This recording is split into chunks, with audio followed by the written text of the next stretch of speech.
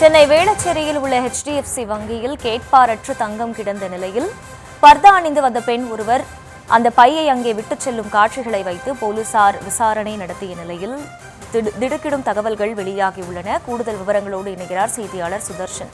சுதர்ஷன், வணக்கம். இது குறித்த முழு விவரம். வணக்கம்.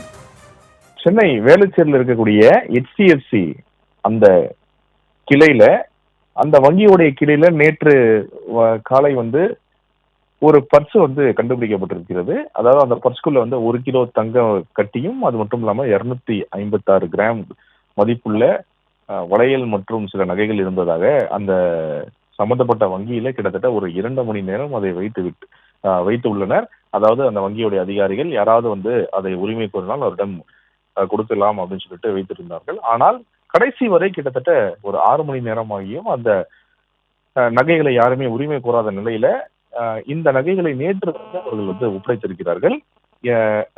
வேளச்சேரி காவல் நிலையத்தில் ஒப்படைத்திருக்கிறார்கள். இந்த நகையை யாரோ விட்டு சென்று விட்டார்கள். ஆனால் இதுவரை யாரும் உரிமை கோரவில்லை அப்படின்னு சொல்லிட்டு அந்த நகைகளை காவல் நிலையத்தில் ஒப்படைத்திருக்கிறார்கள்.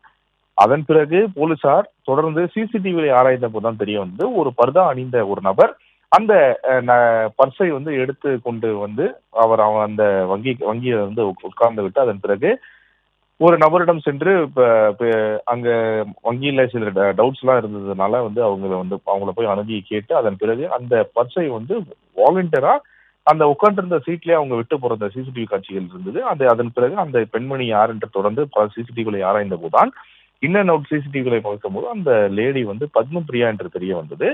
ஏற்கனவே அந்த வங்கியில முன்னாள் மேனேஜராக அவர் பணியாற்றி இருந்திருக்கிறார். அவர் பணியாற்றி கொண்டிருந்த போதுதான் அந்த வங்கியில இருந்து கிட்டத்தட்ட 1 கிலோ நகை ஏற்கனவே இதே போல லாக்கர்ல இருந்து திருட போனது தெரிய அதன் பிறகு மத்திய குற்றப்பிரிவு போலீசார் தொடர்ச்சியாக விசாரணை நடத்தி அந்த பத்மபிரியா தான் திருடி இருப்பதாக தெரிய பத்மபிரியை கைது செய்து அவரிடம் நகைகளை திருடிய நகைகளை மீட்டு அதன் பிறகு இவரை சிறையில் அடைத்தார்கள். அதன் பிறகு சிறையிலிருந்து வெளில வந்ததுக்கு அப்புறம் மீண்டும் இந்த பத்மபிரியா அதே போல லாக்கருக்கு சென்று லாக்கர்ல இருக்கக்கூடிய இந்த 1 கிலோ 256 கிராம் நகைகளை திருடி இருக்கிறார்.